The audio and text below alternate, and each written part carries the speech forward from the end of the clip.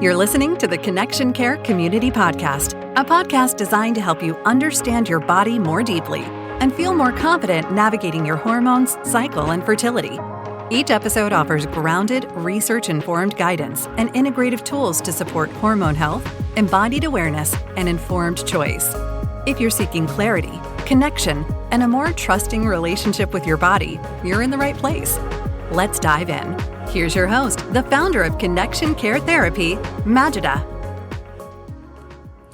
Hello and welcome to the Connection Care Community Podcast. My name is Majida, and today we're talking about preconception. More specifically, how we can begin to reframe preconception from fear into connection. Why prevention is about relationship, not perfection. So this conversation is inspired by what topics I wanted to contribute to my community in honor of Birth Defects Prevention Month. And it's also a part of my ongoing series on preconception support over on Substack.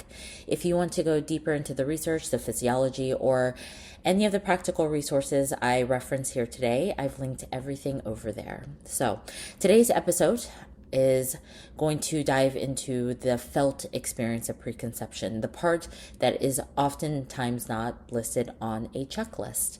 Because when most people hear the term prevention, and even sometimes start to enter into the conversation around preconception, right? We're talking about pregnancy, so then it oftentimes sounds like don't eat this or avoid that or stop using this product or limit this habit, don't.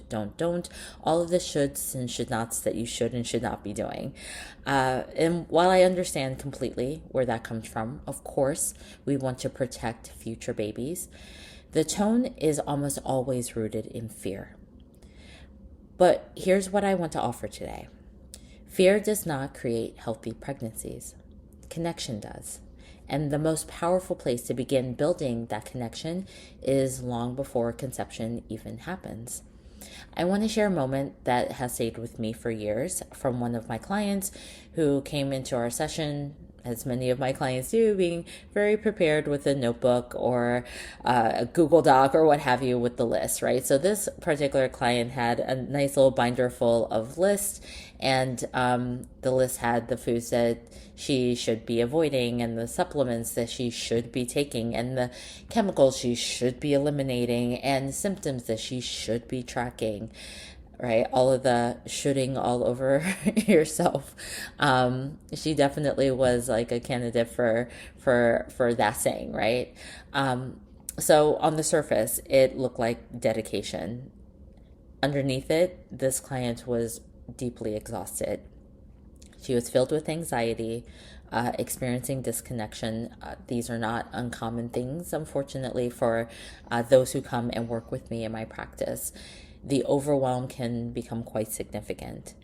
There was this quiet, unspoken belief that if she could just do everything perfectly, right? If she could just do everything perfectly, then she can guarantee a healthy pregnancy. But as she talked, it became really clear that she wasn't preparing for pregnancy, that she had begun to brace for failure. And I remember saying to her, your body doesn't need your fear. It needs your presence. You don't have to earn fertility, right? That's actually something that I have commonly shared with my clients. And if there are those of you out there who are on a conscious conception journey, who are neck deep in trying to conceive, who are navigating the world of preconception, I really want you to hear this. You do not have to earn your fertility. So when I shared this with this client and she heard it and it allowed it to sink in, she really softened, and a lot was able to change for her with her relationship to this journey that she was on after that. When preconception becomes a checklist, we can oftentimes lose the bigger picture. What fear does is that it narrows the nervous system. It tightens breath. It shifts the body into protection mode, not creation mode.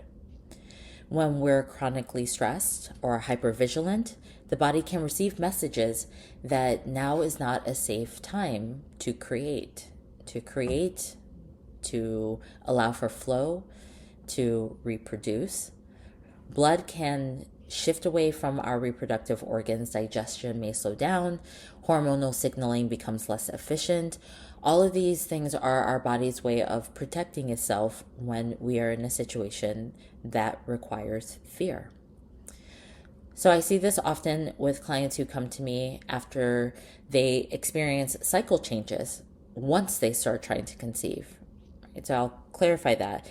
A client will be having regular cycles, and then they start trying to conceive, and then they start noticing cycle changes, and then they find me somewhere online or what have you, and we start to work together. This client, prior to regular cycles, after trying to conceive, their ovulation may start to delay, their luteal phases may start to shorten, or perhaps their cervical fluid starts to become less abundant. And they are like, why would this be happening? Why during the time when I'm actually trying to do the thing is my body responding in this way? And what I share is that the nervous system is very, very responsive to pressure. Sometimes this, I really, really, really want this, gets translated in our system as this feels urgent. And instead of like just this feels urgent, it actually starts to translate more so as this is not safe, right? And so I want to be really clear on this, because one of the worst things that anyone who has navigated a fertility journey knows is being told to just relax, right? Just relax and it'll happen. Just relax and don't worry so much about it. That also is not a helpful way to approach these conversations. And I certainly want to be clear that this does not happen with everyone. It doesn't happen for most people, right? And even if you're navigating this kind of experience, your body responding this way to stress, it does not mean that your body is working against you.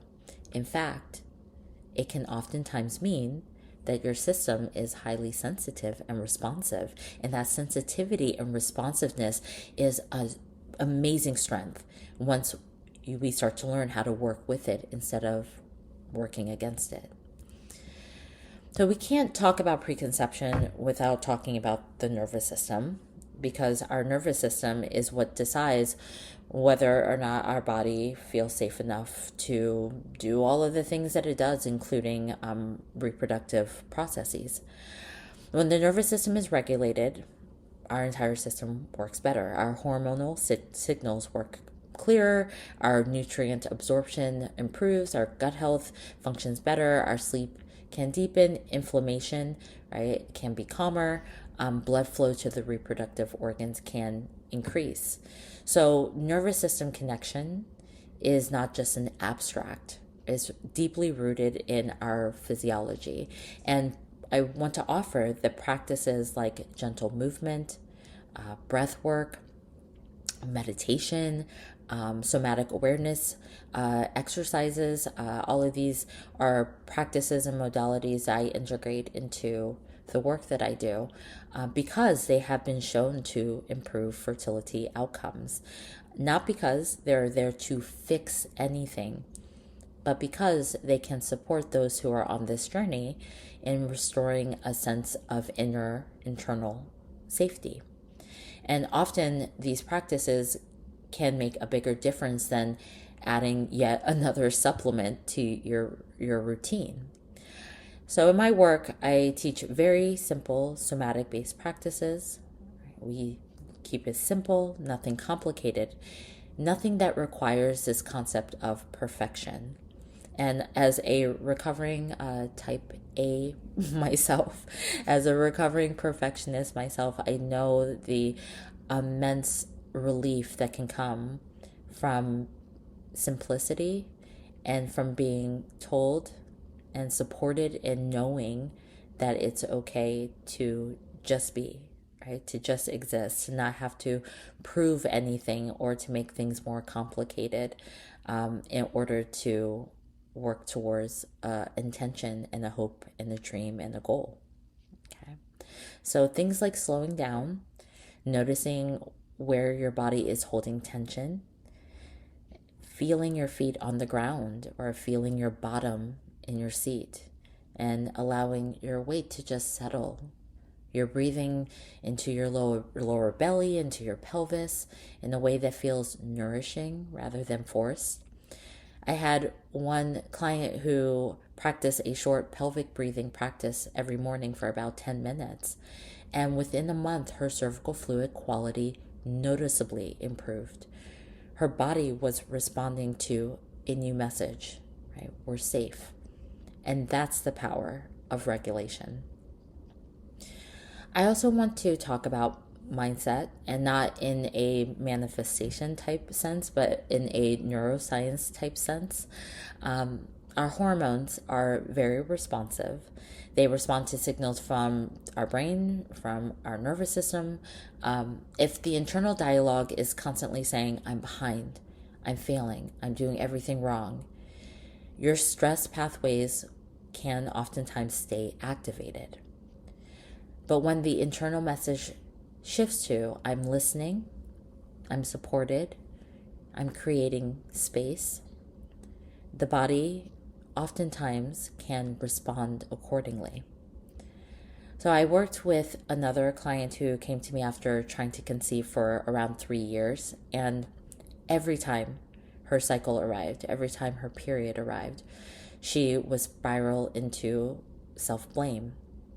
And one of the most profound things that we did during our time of working together was to slowly and gently shift that narrative. What was offered is that instead of I failed, she practiced saying, what if my body is communicating? What if this is an experience that my body needs in order to navigate its fertility journey, my fertility journey, right? What does my body need this cycle? So yes, we address things like supplement support and gut health and liver detoxification, right? We addressed those things. One of the core and foundational pieces was supporting her nervous system. The biggest shift was relational, was the relationship that she had with her body. And when she stopped fighting her body and started partnering with it, some profound changes occurred, including her conceiving within around 5 months. This client was around 5 months after we started working together. Okay, so I want to talk about what I call the perfectionism detox. As I confessed earlier, definitely know this experience very personally. And the thing that I really want to put into space is that perfectionism is oftentimes a way that we protect ourselves, right?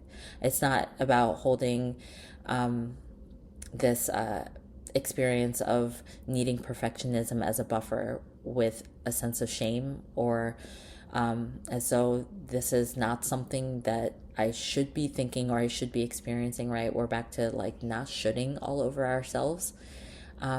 If we are navigating a struggle with perfectionism, right, there is a foundational reason why perfectionism showed up, and that's oftentimes as a way to protect us. So if perfectionism is something that you struggle with, I want you to hear something clearly.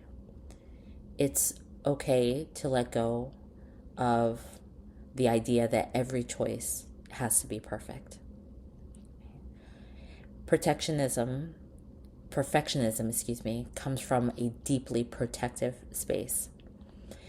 However, over time, we do know that holding on to perfectionism can put us into a stress state that can disrupt hormones or elevate cortisol or increase inflammation.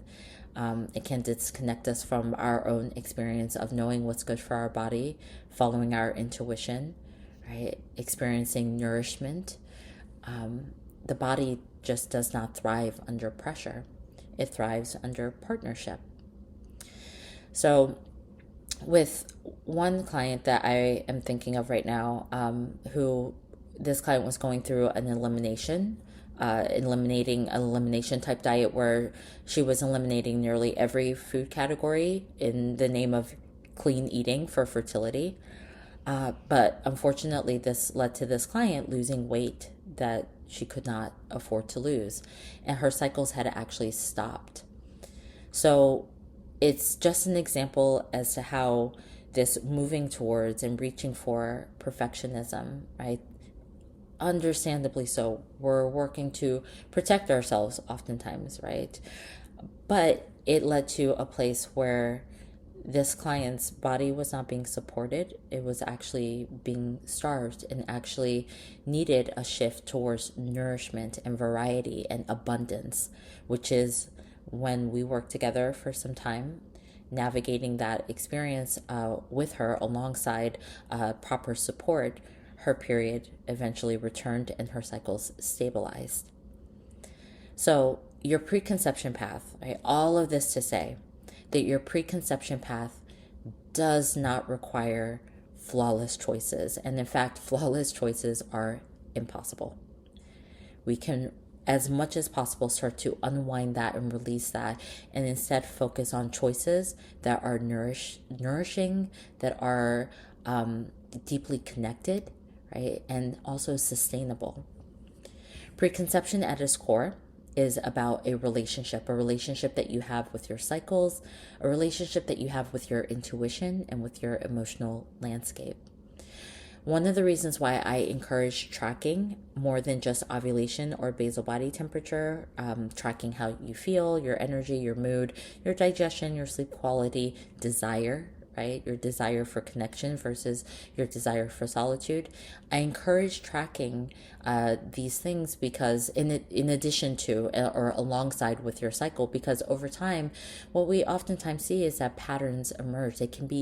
Tracking can be deeply revealing in terms of who you are and what your system needs. You can begin to understand your own rhythm rather than forcing yourself into someone else's framework. So this is where these are all pieces and components as to where empowered preconception lives, right? Empowered trying to conceive or conscious conception lives, not in rules, but in rhythm. So if you're wondering where to begin, I would offer that you start small, right? You start small in finding this rhythm. Before checking your phone in the morning, for example, you can just take a moment to place a hand on your heart and take a few slow, deep breaths and ask what my body needs today. You can also start small by noticing when should language appears and begin to gently reframe it. Another place to start small, right, is a gratitude practice with your body, not for how it looks, but for how it shows up and what it does for you every single day by just showing up and being there, by just existing. I really do offer, as I shared multiple client stories in this podcast for a reason, because doing this alone is often, we're not built to do it alone, flat out. And it can oftentimes, trying to muscle through some of these experiences alone can be deeply, deeply, deeply stress-inducing for most of us. Community matters. We're built for community. Support matters. Connection matters. And so I offer that empowered preconception can come from a place where you're tuning inward, from supporting your nervous system and regulation, and from creating enough internal spaciousness for your fertility to emerge in that place. And if there is an experience of struggle, know that you don't have to do it alone. You can reach out, tap in, drop in to MySpace and say hello, reach out and book a consultation so that we can see how fertility counseling may be something that supports you on this journey. So this week, I invite you to reflect on this question: how can your preconception journey honor your body's wisdom rather than just following a checklist? Take a moment to allow yourself to just sit with that question. practice curiosity, self-curiosity. Write about it, take a walk, or in your shower, or in another quiet moment, and contemplate the question: how can my preconception journey honor my body's wisdom rather than just following a checklist? Because prevention is, in its most grounded form, it's another way of saying or recognizing the desire for connection with yourself, with your future, and with the life you hope to welcome. So that's all that I have for today. I truly thank you for spending time with me and for being part of this community. If you'd like to go deeper in today's topic, you'll find the full article, resources, all of that on my Substack. So be sure to tap in there, subscribe, say hello. And I look forward to seeing you and chatting with you in the next podcast. So thanks again for your time today. And as always, stay connected. That does it for this episode of the Connection Care Community Podcast with Majida. Thank you so much for listening. We hope you're leaving with a fresh perspective on your body and overall well-being, along with practical tools you can integrate into daily life. The support doesn't stop here. Be sure to connect with us online at connectioncaretherapy.com for more resources to guide you on your journey. You can also find us on Substack and connect with Majida on Instagram at Majida Sai'da. Remember to rate, review, and share this podcast. And most importantly, stay connected.